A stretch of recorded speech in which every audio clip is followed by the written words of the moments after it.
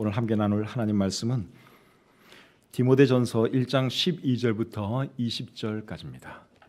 디모데전서 1장 12절부터 20절까지의 말씀. 찾으셨으면 저하고 여러분들하고 한 절씩 교독하겠습니다. 나를 능하게 하신 그리스도 예수 우리 주께 내가 감사함은 나를 충성되이 여겨 내게 직분을 맡기심이니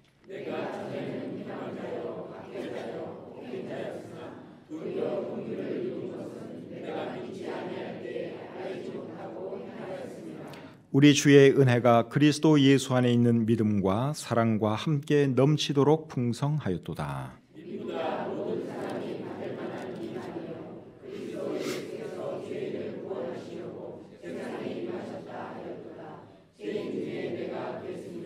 그러나 내가 긍휼을 입은 까닭은 예수 그리스도께서 내게 먼저 일체 오래 참으심을 보이사 후에 주를 믿어 영생 얻는 자들에게 본이 되게 하려 하심이라.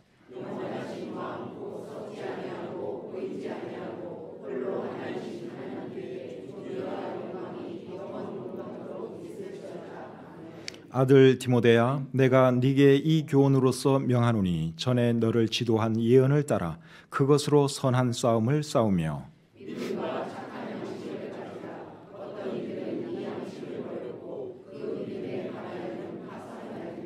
다 같이요. 그 가운데 후메네오와 알렉산더가 있으니 내가 사탄에게 내준 것은 그들로 훈계를 받아 신성을 모독하지 못하게 하려 함이라. 아멘. 은혜와 사랑이 충만하신 하나님, 또 아름다운 계절 봄을 우리에게 허락해 주시고 또 이 좋은 날에 이곳에 모여서 우리 주님을 예배하게 해주셔서 감사합니다. 하나님께서 우리에게 베풀어 주신 은혜가 정말 많지만 구원의 은혜 생각하면 얼마나 감사한지 모릅니다.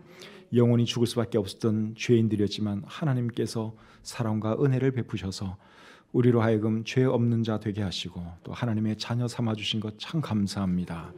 오늘 이 시간 예배를 통해서 우리의 마음을 하나님께 온전히 드리는 시간 되게 도와주시고 또 우리의 예배를 통해서 하나님 영광 거두어 주시옵소서. 부족한 종이 말씀을 전할 때 함께해 주시고 준비한 말씀 또 잘 전달할 수 있도록 도와주시옵소서. 예수님의 이름으로 기도드립니다. 아멘. 자리에 앉겠습니다. 여러분에게 있어서 예수님은 어떤 분이십니까? 사람에 따라서 다양한 대답이 나오겠죠.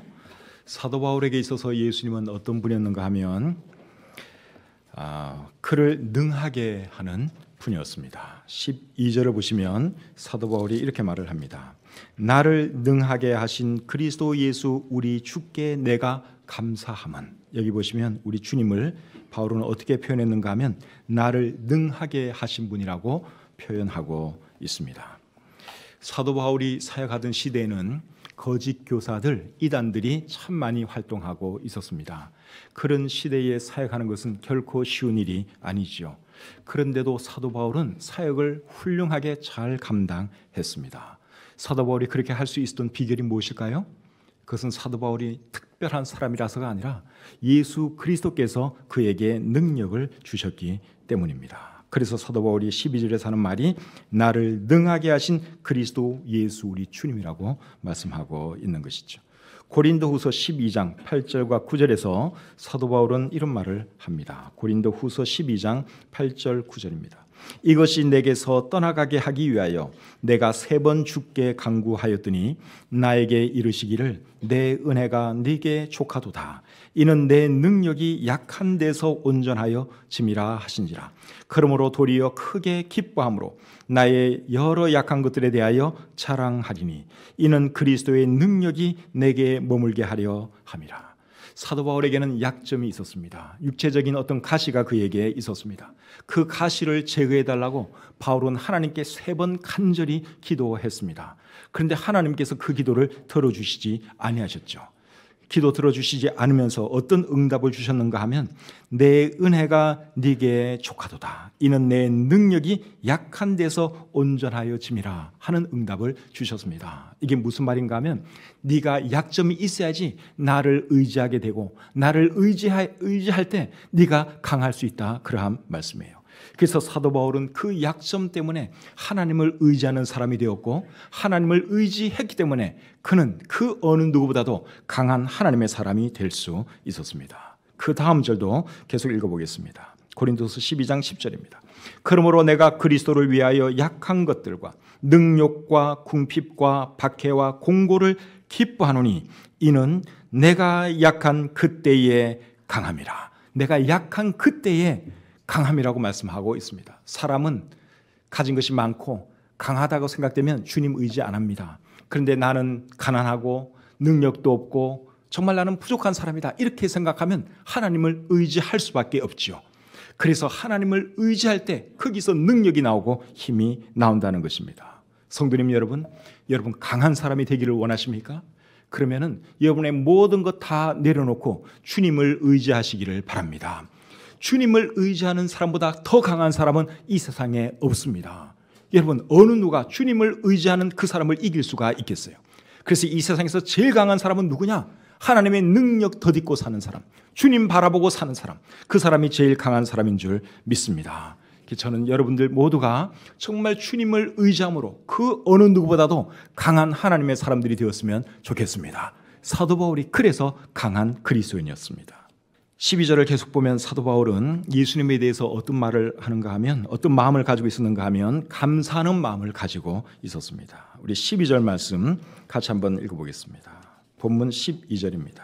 나를 능하게 하신 그리스도 예수 우리 주께 내가 감사함은 나를 충성되이 여겨 내게 직분을 맡기심이니. 여기 보시면 사도 바울은 우리 주님에 대해서 감사하는 마음이 있었던 것을 볼 수가 있죠. 무엇 때문에 주님께 감사한다고 했습니까? 나를 충성되이 여겨 내게 직분을 맡겨주셨기 때문에 나는 주님께 감사한다. 사도 바울이 그렇게 말씀하고 있습니다. 12절 말씀을 헬라어 성경으로 보시면 감사라고 하는 단어가 제일 먼저 나옵니다. 원래 성경에서는 어떤 중요한 말, 강조하기 원하는 말이 있으면 제일 먼저 그렇게 두는 경향이 있습니다. 그래서 사도 바울은 너무너무 하나님께 감사했기 때문에 12절을 기록하면서 어떤 말을 제일 먼저 썼는가 하면 감사라는 말을 썼습니다. 그만큼 하나님께 대한 감사의 마음이 컸기 때문에 그렇게 한 것이죠. 바울은 과거에 어떠한 사람이었습니까? 13절에 보니까 비방자요, 박해자요, 폭행자였다고 했습니다. 그런데 이 말은 사도 바울이 어떤 극적인 효과를 위해서 과장되게 말하는 것이 아닙니다. 실제로 사도 바울은 그런 사람이었습니다. 비방자요, 박해자요, 폭행자였습니다. 사도 바울이 예수를 믿기 전에 어떤 사람이었는지 여러분들이 잘 알고 계시죠? 그는 예수를 믿는 사람들을 잡아 가두고 죽이는 그런 사람이었습니다. 사도행전 22장에 그런 것이 잘 기록되어 있는데 한번 찾아보겠습니다. 사도행전 22장 4절 5절입니다. 내가 이 돌을 박해하여 사람을 죽이기까지 하고 남녀를 결박하여 옥에 넘겼노니 이에 대제사장과 모든 장로들이 내 증인이라. 여기 보시면 사도 바울이 자신이 과거에 어떤 일을 했는지 설명을 하고 있는데 사람들을 죽이기까지 하고 남녀를 결박하여 옥에 넘겼다고 말씀하고 있습니다. 지독한 박해자였습니다. 예수 믿는 사람들 너무너무 미워했습니다. 26장 9절부터 12절 말씀도 한번 보겠습니다. 26장 9절부터 12절입니다. 나도 나사렛 예수의 이름을 대적하여 많은 일을 행하여야 될 줄 스스로 생각하고 예루살렘에서 이런 일을 행하여 대제사장들에게서 고난을 받아 가지고 많은 성도를 옥에 가두며 또 죽일 때에 내가 찬성 투표를 하였고 또 모든 회당에서 여러 번 형벌하여 강제로 모독하는 말을 하게 하고 그들에 대하여 심히 격분하여 외국 성에까지 가서 박해하였고 그 일로 대제사장들의 권한과 위임을 받고 다메섹으로 갔나이다. 여기 보니까 예수 믿는 사람들을 옥에 가두고 그리고 참 그들로 하여금 예수님을 모독하는 말도 하게 하고 이런 못된 일을 많이 했다고 여기에 고백하고 있습니다. 다메섹으로 갈 때도 사실은 다메섹에 사는 예수 믿는 사람들을 잡아 가두기 위해서 그가 다메섹으로 갔죠. 그런데 다메섹으로 가다가 어떤 일을 만납니까? 부활하신 예수 그리스도를 만나는 일을 그가 경험하게 됐죠. 그런데 여러분, 바울이 예수님이 믿기 전에 왜 그렇게 못된 박해자가 되었느냐? 그 이유는 그가 예수님을 몰랐기 때문이라고 말씀하고 있습니다. 13절 보겠습니다. 본문 13절입니다. 자, 같이 한번 읽어볼까요? 13절 시작. 내가 전에는 비방자요 박해자요 폭행자였으나 도리어 긍휼을 입은 것은 내가 믿지 아니할 때에 알지 못하고 행하였습니다. 자기의 과거에 대해서, 자기가 그렇게 못된 짓을 많이 한 그 이유에 대해서 바울이 뭐라 그랬어요? 내가 알지 못하고 행하였다, 그렇게 말씀하고 있습니다. 누구에 대해서 몰랐던 것입니까? 예수님을 몰랐던 거예요. 사도 바울은 사실 하나님은 잘 믿던 사람입니다. 하나님은 열심히 믿었어요. 그런데 예수가 부활했다느니, 예수가 하나님의 아들이라느니, 하나님이라니, 이런 말은 그가 도저히 받아들일 수가 없었어요. 그래서 그런 말 하는 사람들을 두고 볼 수가 없어서 그가 예수 믿는 사람들 잡아 죽이고 옥에 가두고 그런 일을 한 것입니다. 빌립보서 3장 5절 6절 말씀 한번 보겠습니다. 빌립보서 3장 5절 6절입니다. 나는 8일 만에 할례를 받고 이스라엘 족속이요 베냐민 지파요 히브리인 중에 히브리인이요 율법으로는 바리새인이요 열심으로는 교회를 박해하고 율법의 의로는 흠이 없는 자라 그랬습니다. 그러니까 여러분, 이분이 왜 그렇게 지독한 박해자가 되었느냐? 하나님에 대한 열심 때문에 그렇게 된 것입니다. 하나님을 너무너무 사랑했어요. 그런데 예수라는 사람에 대해서 사람들이 부활했다느니 하나님이라느니 이런 말 하는 것을 견딜 수가 없었던 거예요. 하나님께 대한 열심이 너무나 강하다 보니까 그래서 결국 교회를 핍박하고 예수 믿는 사람들을 핍박한 것입니다. 사도행전 22장 3절에서는 또 이렇게 말을 합니다. 사도행전 22장 3절입니다. 나는 유대인으로 길리기아 다소에서 났고 이 성에서 자라 가말리엘의 문화에서 우리 조상들의 율법에 엄한 교훈을 받았고 오늘 너희 모든 사람처럼 하나님께 대하여 무엇이 있는 자라? 열심이 있는 자라. 하나님께 대한 열심이 그를 박해자가 되게 만든 것입니다. 그런데 어느 날 다메섹에 있는 그리스도인들을 결박하여 예루살렘으로 잡아오기 위해 다메섹으로 가다가 부활하신 예수님을 만나게 되죠. 그 극적인 장면이 사도행전 9장에 기록되어 있는데 이 말씀도 한번 보겠습니다. 사도행전 9장 3절부터 5절까지의 말씀입니다. 사울이 길을 가다가 다메섹에 가까이 이르더니 호련히 하늘로부터 빛이 그를 둘러 비추는지라 땅에 엎드러져 들음에 소리가 있어 이르시되 사울아 사울아 네가 어찌하여 나를 박해하느냐 하시거늘 대답하되 주여 누구시니까 이르시되 나는 네가 박해하는 예수라. 사울은 바울의 옛날 이름입니다. 사울은 예수라는 사람은 몇 년 전에 죽은 걸로만 알고 있었습니다. 이 땅에 더 이상 존재하지 않는 사람이라고 생각을 했습니다. 그런데 그게 아닌 거예요. 갑자기 빛 가운데서 부활하신 예수님을 그가 만났습니다. 그의 음성을 직접 들었습니다. 지금까지 죽었다고 생각한 그 예수가 살아있는 것입니다. 지금 바로 자기 앞에 서 있는 것입니다. 얼마나 큰 충격이었겠습니까? 그래서 그 사건을 계기로 바울은 예수님 믿는 사람이 됩니다. 그리고 한평생 예수 그리스도의 부활의 복음을 증가하다가 로마에서 순교당해 죽고 말지요. 사도 바울은 자기에게 베풀어진 하나님의 은혜에 대해서 14절에서 이런 말을 합니다. 본문 14절 같이 읽겠습니다. 14절입니다. 시작. 우리 주의 은혜가 그리스도 예수 안에 있는 믿음과 사랑과 함께 넘치도록 풍성하였도다. 예수 그리스도를 통해 보여준 그 하나님의 은혜와 사랑이 넘치도록 풍성했다고 고백하고 있습니다. 여러분, 박해자라면 하나님께서 원래 벌 주셔야 되는 거 아닙니까? 예수 믿는 사람들 잡아 죽이고 정말 못된 일 많이 했는데 그런 사람이라면 벌 주는 것이 당연합니다. 그런데 하나님께서는 그에게 벌을 주시지 아니하시고 오히려 은혜를 베풀어 주셨습니다. 여러분, 박해자 사울에게 베풀어 주신 우리 하나님의 은혜와 사랑이 놀랍지 않습니까? 우리가 잘 부르는 찬송 중에 이런 찬송이 있습니다. 나 십자가 대할 때에 그 일이 고마워 내 얼굴 감히 못 들고 눈물 흘리도다. 늘 울어도 눈물로써 못 갚을 줄 알아. 몸밖에 드릴 것 없어 이 몸 바칩니다. 여러분, 사도 바울의 마음이 이런 마음이었다고 저는 생각합니다. 그런데 여러분, 사도 바울뿐만이 아니라 저와 여러분들도 하나님의 놀라운 은혜와 사랑을 입은 사람들이라고 하는 것을 잊지 마시기를 바랍니다. 사도 바울만 은혜 입은 게 아니에요. 우리도 얼마나 큰 은혜를 입었는지 모릅니다. 우리가 전에는 어떤 사람이었습니까? 박해자 사울은 하나님에 대해서 열심이라도 있던 사람이에요. 열심 때문에 박해자가 된 것입니다. 근데 우리는 열심은 고사하고 하나님에 대해서 아예 관심 자체가 없었습니다. 하나님이 없다고 하던 사람들이 저와 여러분들이었습니다. 그리고 하나님이 제일 싫어하는 우상 숭배했고, 그리고 사탄을 추종했던 사람들이 저와 여러분들이었죠.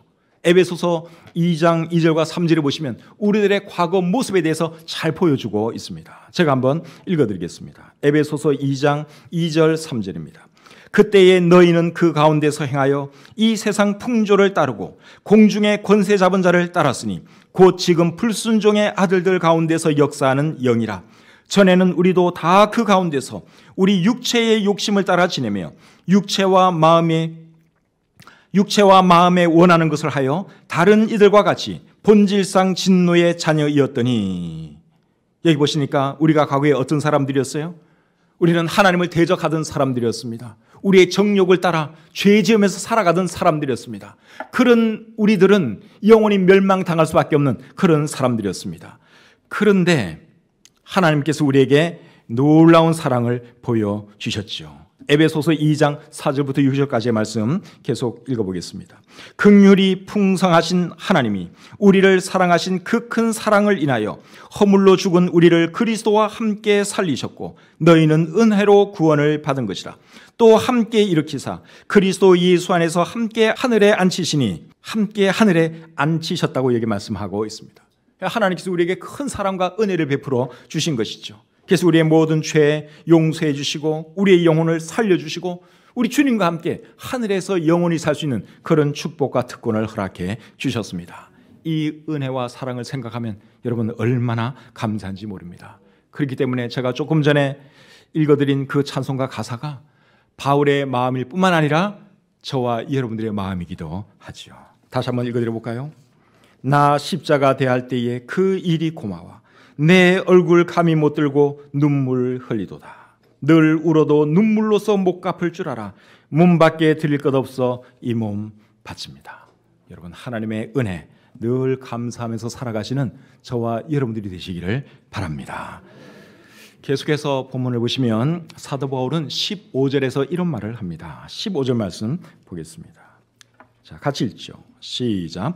미쁘다 모든 사람이 받을 만한 이 말이여 그리스도 예수께서 죄인을 구원하시려고 세상에 임하셨다 하였도다. 예, 거기까지. 자, 어떤 말을 했어요? 미쁘다 모든 사람이 받을 만한 이 말이여, 이렇게 이제 말을 시작을 했는데 이 말의 의미는 이 말은 믿을 만하고 모든 사람이 받아야 할 말이다, 그런 뜻입니다. 어떤 말이 그렇다는 것입니까? 그 다음에 나오는 말. 그 다음에 나오는 말이 뭔가 하면 그리스도 예수께서 죄인을 구원하시려고 세상에 임하셨다 하는 이 말은 믿을 만한 말이고 모든 사람들이 받아들여야 하는 말이다, 그 말입니다. 여러분, 예수님께서 이 세상에 오신 목적이 뭐라 그랬어요? 죄인을 구원하시기 위해서 이 땅에 오셨다고 말씀하고 있습니다. 누가복음 5장 31절과 32절에서 예수님이 이렇게 말씀을 하십니다. 건강한 자에게는 의사가 쓸데없고 병든 자에게라야 쓸데있나니 내가 의인을 부르러 온 것이 아니요 죄인을 불러 회개시키러 왔노라. 우리 예수님께서 이 땅에 오신 목적은 죄인을 구원해 주시기 위해서라고 말씀하고 있습니다. 여러분, 이 세상에 죄인 아닌 사람이 한 사람이라도 있을까요? 이 세상에 죄인 아닌 사람은 한 사람도 없습니다. 사람의 기준으로는 좀 괜찮은 사람도 있고 의롭게 보이는 사람도 있겠지만 하나님의 기준으로 보면 이 세상에 죄인 아닌 사람이 한 사람도 없습니다. 죄인은 죄값을 지불해야 하는데 죄인들이 하나님께 지불해야 할 그 죄값이 뭔 줄 아십니까? 죽는 거예요. 그리고 죽음 뒤에 하나님의 심판받는 것이죠. 그런데 하나님께서 죄인들을 사랑하셔서 인간의 몸을 입고 이 땅에 내려오셨습니다. 그리고 우리가 지불해야 할 그 죄값을 인간의 몸을 입고 오신 그 하나님이 대신 갚아주셨습니다. 여러분, 하나님인데 인간의 몸을 입고 이 땅에 오셔서 우리 대신 죽으신 분이 누구십니까? 예수 그리스도시죠. 그래서 사람은 예수님을 믿어야 하는 것입니다. 예수님 믿을 때 죄사함 받을 수 있고 구원받을 수 있습니다. 여러분 중에 이 사실을 알지 못하는 분 계시면 여러분도 꼭 예수님 믿고 구원받으시기를 바랍니다. 사도 바울은 예수님을 믿기 전에 이 사실을 몰랐어요. 그러니까 예수라고 하는 분은 어떤 이단 괴수라고만 생각을 했습니다. 그런데 나중에 알고 보니까 정말 예수님은 부활하신 것이 맞고 그분이 하나님인 것이 맞는 거예요. 그래서 그가 예수님을 믿게 된 것이죠. 과거의 사도 바울은 예수 믿는 사람들을 핍박하던 사람이었습니다. 그런 자신에 대해서 사도 바울이 어떤 고백을 했는가 하면 죄인 중에 내가 괴순이라 이런 말을 했습니다. 자, 15절 말씀을 여러분 다시 한번 읽어보겠습니다. 본문 15절입니다. 시작. 미쁘다 모든 사람이 받을 만한 이 말이요 그리스도 예수께서 죄인을 구원하시려고 세상에 임하셨다 하였도다. 죄인 중에 내가 괴순이라. 바울이 뭐라 그랬어요? 죄인 중에 내가 괴수라 그랬습니다.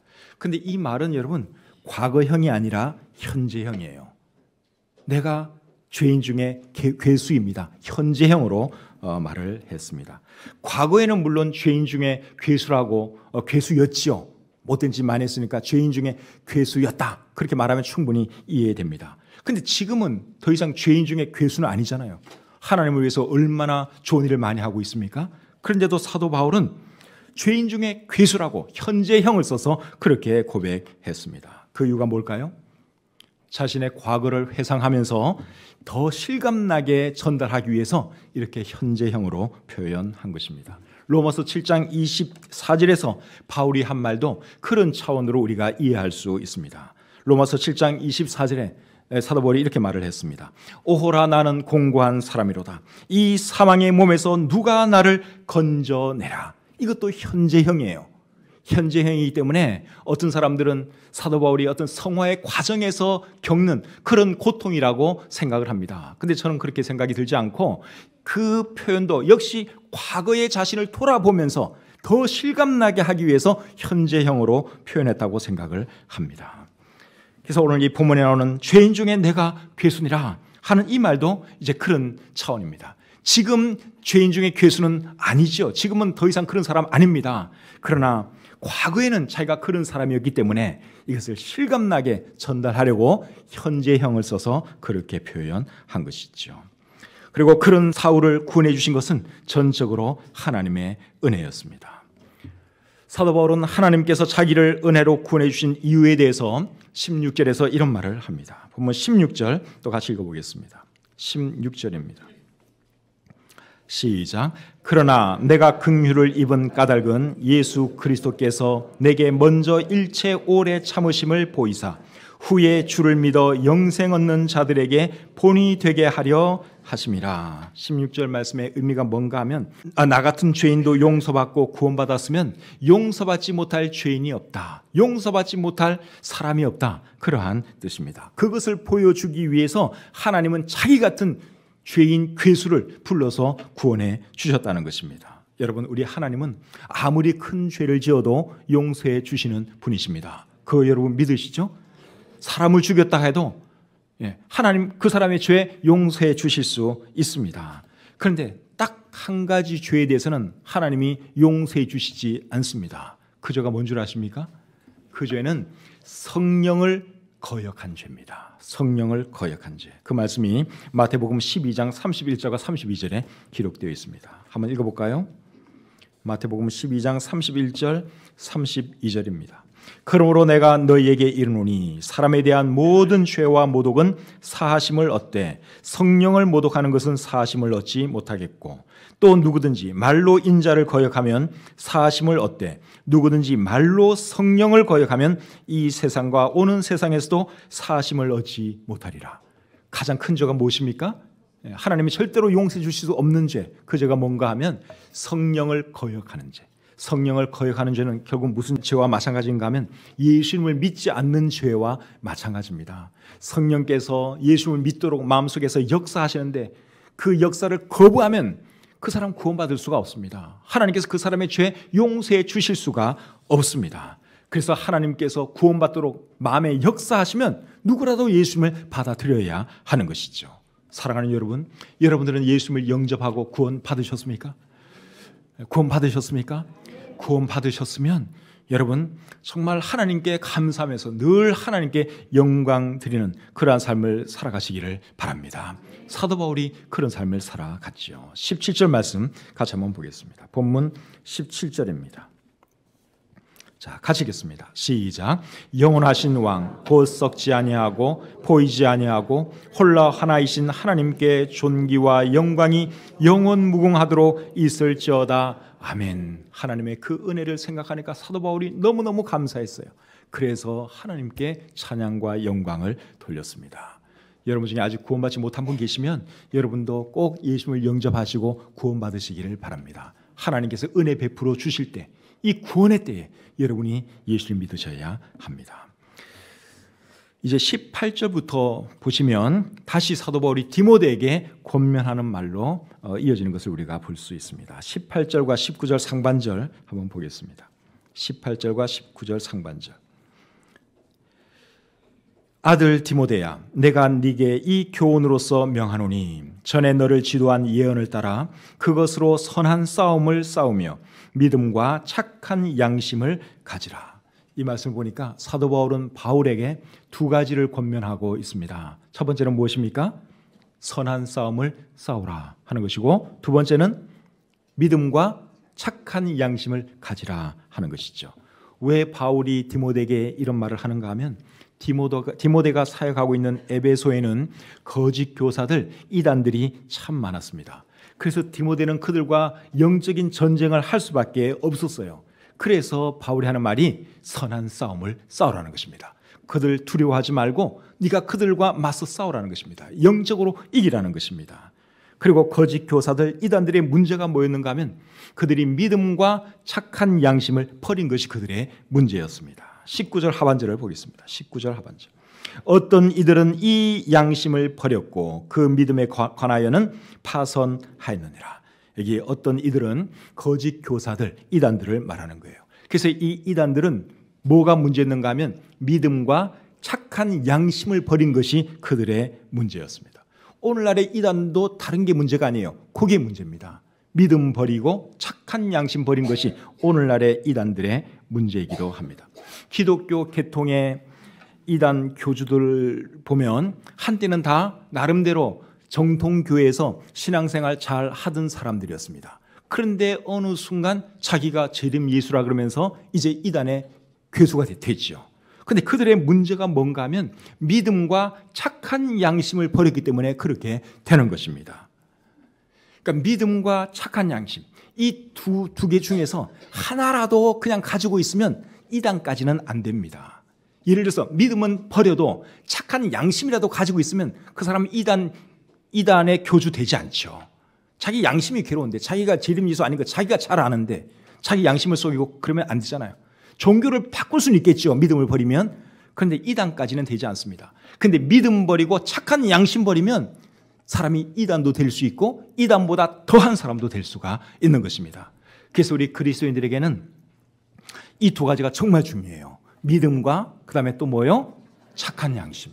믿음도 우리가 잘 지켜야 되고, 그리고 착한 양심을 우리가 계속 유지해야 하는 것입니다. 그래야지 우리가 믿음 생활도 잘하고 이 세상도 바르게 살아갈 수가 있는 것이죠. 북한의 김일성 집안도 여러분 원래는 다 예수 믿는 집안이에요. 김일성 부모가 다 예수 믿던 사람들이에요. 그런데 김일성 때부터 이제 믿음을 버리죠. 착한 양심 버렸죠. 그래서 저런 독재자가 되는 것입니다. 그래서 오늘날 우리도 여러분 절대로 믿음 버리면 안 되고, 그리고 또 뭘 버리면 안 되느냐? 착한 양심. 양심 없는 사람들도 굉장히 많잖아요. 근데 우리 그리스도인들은 양심이 착해야 돼요. 절대로 양심 버리면 안 됩니다. 20절 말씀 계속 보겠습니다. 20절 같이 읽겠습니다. 시작. 그 가운데 후메네오와 알렉산더가 있으니 내가 사탄에게 내준 것은 그들로 훈계를 받아 신성을 모독하지 못하게 하려 함이라. 20절에 보니까 그 당시에 이단 두 사람을 소개하고 있습니다. 그 두 사람의 이름이 뭔가 하면 후메네오와 알렉산더입니다. 후메네오라는 사람에 대해서는 디모데후서 2장 17절과 18절에도 나옵니다. 같이 한번 볼까요? 그들의 말은 악성 종양이 퍼져 나감과 같은데 그 중에 후메네오와 빌레도가 있느니라. 진리에 관하여는 그들이 그릇되었도다. 부활이 이미 지나갔다 하므로 어떤 사람들의 믿음을 무너뜨리느니라. 여기 보니까 후메네오는 어떤 것을 가르쳤는가 하면 부활은 이미 지나갔다. 믿는 사람들의 부활은 이미 지나갔다. 그런 것을 가르쳤습니다. 그러니까 이 사람은 부활을 영적으로 이해한 것 같습니다. 그게 사람이 구원받을 때, 예수님을 받아들일 때 그 사람은 이미 영적으로 부활한 것이다. 아마 이렇게 가르친 것 같아요. 그리고 그렇게 하다 보니까 이제 육체의 부활을 부인하게 되죠. 실제적으로 육체가 부활하는 것은 아니다. 영적으로 우리가 부활하는 것이다. 이 사람이 그렇게 가르쳤다는 거예요. 그러니까 이 사람은 이단이죠. 그건 잘못된 교리죠. 그리고 알렉산더에 대해서는 디모데후서 4장에 나오는데 14절 15절 보겠습니다. 디모데후서 4장 14절 15절. 구리 세공업자 알렉산더가 내게 해를 많이 입혔음에 주께서 그 행한 대로 그에게 갚으시리니 너도 그를 주의하라. 그가 우리 말을 심히 대적하였느니라. 여기 보니까 알렉산더라는 사람에 대해서 말을 하고 있는데, 알렉산더라는 이름은 그 당시에 굉장히 흔한 이름입니다. 그러니까 디모데후서 4장에 나오는 알렉산더가 오늘 본문에 나오는 그 알렉산더인지는 정확하게 알 수 없어요. 근데 만약 같은 사람이라면 알렉산더가 이제 어쨌든 이단 교리를 가르쳤고, 그리고 인간적으로도 사도 바울에게 아주 못되게 군 그런 사람인 것을 우리가 알 수 있습니다. 그래서 바울이 이 두 사람을 어떻게 하는가 하면 사탄에게 내어 주었다고 했습니다. 본문 20절에 그렇게 나와 있죠. 20절에 보니까 내가 사탄에게 내준 것은, 그들이 원래는 신실한 교회 성도들이었어요. 그런데 이단 교리를 가르치고 잘못된 길로 가니까 바울이 그들을 사탄에게 내어주었다, 그렇게 말을 하고 있는데, 이 말의 의미는 출교시켰다, 그 뜻이죠. 교회는 하나님의 돌보심이 있는 곳입니다. 하나님의 보호가 있는 곳입니다. 거기에 비해서 이 세상은 어떤 곳입니까? 사탄이 왕노릇하는 곳이죠. 사탄이 사람들에게 무슨 짓을 할 수 있는 곳이 바로 이 세상입니다. 사탄은 여러분 사람들의 육신도 멸할 수가 있어요. 사람들을 괴롭게도 할 수 있습니다. 자, 고린도전서 5장 5절 말씀 한번 보겠습니다. 고린도전서 5장 5절입니다. 이런 자를 사탄에게 내주었으니 이는 육신은 멸하고 영은 주 예수의 날에 구원을 받게 하려 함이라. 여기 보면 사탄이 사람들에게 어떤 일을 할 수 있습니까? 육신을 멸하는 일을 할 수 있는 것을 우리가 알 수 있죠. 그래서 사람들 괴롭힐 수가 있어요. 사람들에게 병도 가져다 줄 수 있습니다. 사탄이 여러분 요압에게 육신의 질병 가져다 준 거 여러분 잘 알고 계시죠? 그리고 사울 왕에게는 정신적인 고통을 가져다 주었습니다. 그래서 멀쩡하던 다윗을 계속 죽이려고 하는 것을 우리가 볼 수가 있죠. 정신적인 문제가 사울 왕에게 있었던 거예요. 그것도 결국 누가 한 것이냐? 사탄이 한 것이죠. 그래서 사탄은 여러분 사람들을 멸할 수 있는 그런 능력이 있는 존재라고 하는 것을 우리가 알아야 합니다. 그러니까 저와 여러분들이 교회 안에서 교회를 중심으로 신앙생활을 한다고 하는 것은 이게 여러분 얼마나 감사한 일인지 몰라요. 교회를 통해서 하나님께서는 한 영혼 한 영혼을 지켜주시고 보호해 주시는 것입니다. 그런데 세상으로 여러분 한번 나가보세요. 사탄의 밥 되는 것입니다. 사탄의 어떤 공격을 당할지 모르는 거예요.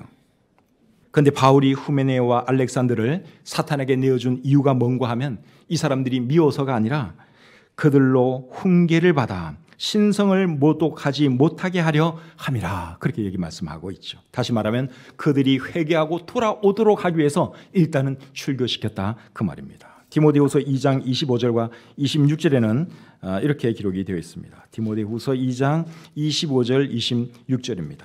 거역하는 자를 온유함으로 훈계할지니 혹 하나님이 그들에게 회개함을 주사 진리를 알게 하실까 하며 그들로 깨어 마귀의 올무에서 벗어나 하나님께 사로잡힌 바 되어 그 뜻을 따르게 하실까 함이라.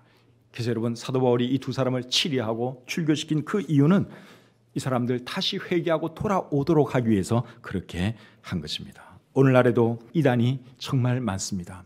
이런 상황 속에서 우리가 신앙생활을 하고 있는데 우리가 바울이 디모데에게 권면한 그 두 가지 말씀을 잘 깊이 새겨 들어야 할 줄 믿습니다. 그 두 가지가 뭐였습니까? 선한 싸움을 싸우라 하는 것과 믿음과 착한 양심을 가지라. 믿음과 착한 양심을 가지라. 우리에게 주시는 말씀으로 받고 그렇게 살아갈 수 있기를 바랍니다. 그리고 항상 하나님의 은혜에 잊지 마시고 예수 그리스도의 부활의 복음을 증거하는 저와 여러분들의 삶이 되기를 우리 주님의 이름으로 축복합니다. 기도하겠습니다. 하나님 아버지, 부족한 종이 하나님 말씀을 전했습니다. 오늘 이 말씀이 우리에게 은혜가 되게 도와주시고 하나님의 은혜에 대해서 다시 한번 감사하는 귀한 시간이 되게 해 주시옵소서. 남은 여생 살아가는 동안 늘 주님과 동행하게 하시고 주님께 쓰임받는 인생 되게 하시고 예수 그리스도의 복음을 잘 전달하는 저희들이 되게 해 주시옵소서. 악한 마귀 사탄이 우리를 공격하려고 하지만 하나님 그 공격 앞에 무너지지 않는 저희가 되게 도와주시고 끝까지 영적인 싸움을 잘 싸워서 승리하게 해 주시옵소서. 디모데와 같은 믿음의 사람이 되게 하시고 바울과 같은 뜨거운 열정의 사람이 되게 해 주시옵소서. 주신 말씀 감사드리며 예수님의 이름으로 기도합니다. 아멘.